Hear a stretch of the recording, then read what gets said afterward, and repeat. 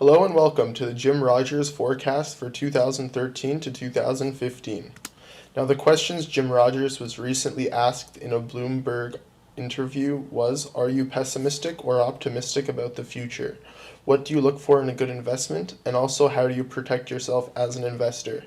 So I'm basically going to go through his answers in this video and give my insights on why I believe he answered in the ways that he did. First up, are you pessimistic or optimistic about the future? Now, his answer to this question was, America has an economic slowdown every 4 to 6 years. We had a recession in 2002 and then another one in 2007 to 2008. Now, what he basically says on this topic is the recession of '08 was multiple times worse than the recession in 2002, and the reason for this was because of the amounts of debt that the United States is amassing. So right now I believe that the United States has around a deficit of $1 trillion every year, and this increase in debt is only rising per year, basically because they need enough money to fund the interest on all the debt in previous years. So he says our next recession that we're going to have is going to dwarf anything that we've seen in the past, just because of how much debt that the United States is taking on. And his hard conclusion that he gives is, I am very pessimistic about the future. Next up, he's asked what to look for in a good investment. So obviously everyone wants an investment that is cheap. You never want to buy something at the top. You always want to find something that's forming a good long-term bottom, an overall positive change in this specific area. So by overall positive change, he likes to see advancements being made in the certain industry that you're investing in. So you don't want to see sort of like an industry that has absolutely maxed out its capacity, something that has been around for a long time. You want to see something that sort of is just coming about, that it's still at its bottom, or even if it's not new, it's forming a long-term bottom. You can click the link in the below to go to this specific interview, and you can listen more about why he thinks these are good things to look for in a good investment. Next up, how do you protect yourself?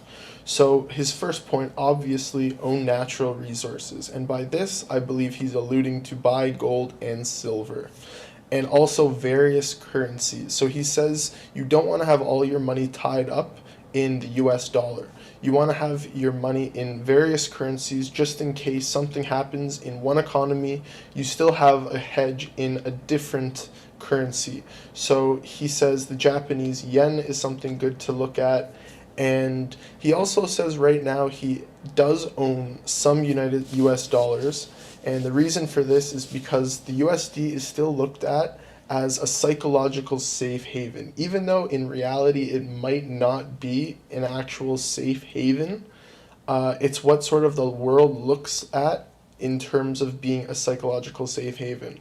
So that's why he currently owns some US dollars. He sees some turmoil continuing to develop in the Europe nations, and bad European sentiment is always good sentiment for the US dollar, because money's just going to come straight out of there and go right into the US dollar. So also on a short-term note for gold and silver, this could be pessimistic for gold and silver, because we all know gold and silver is priced in US dollars. But if US dollars goes up, so if the USD starts rising, that means the value of gold and silver is going to start going down.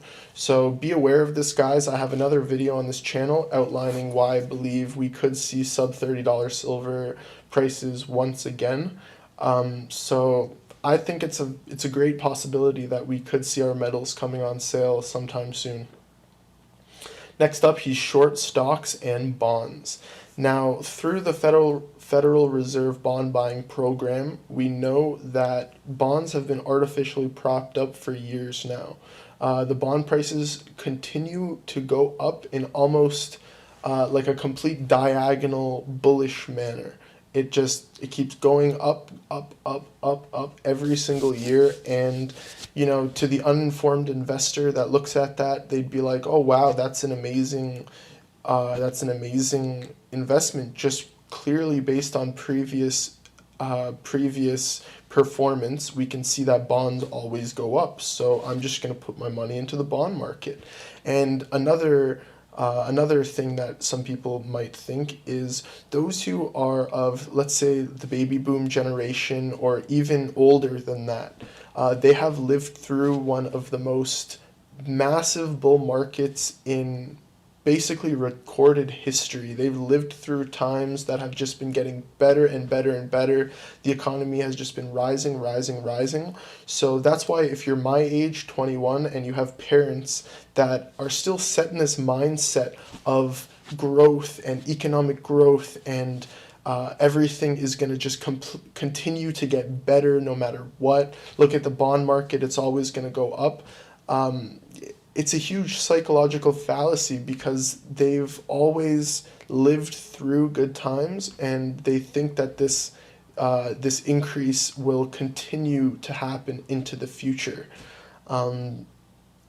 See, I'm not too sure about this. Other informed investors have been calling for a very pessimistic outlook into the future. So, as he states in his third point right here, do your own research. You should never listen to what other people say. You should never take people's word for something. Let's say somebody says this is a good investment. You should always be doing your own research.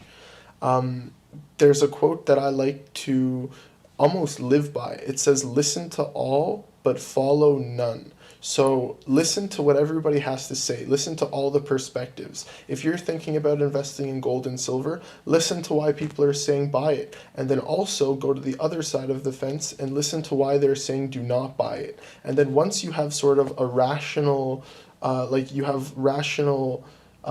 knowledge to go off of, both perspectives, why people are saying buy and why people are saying do not buy, then you can make up your own decision on whether you think it is a good decision or not. So listen to all, but follow none.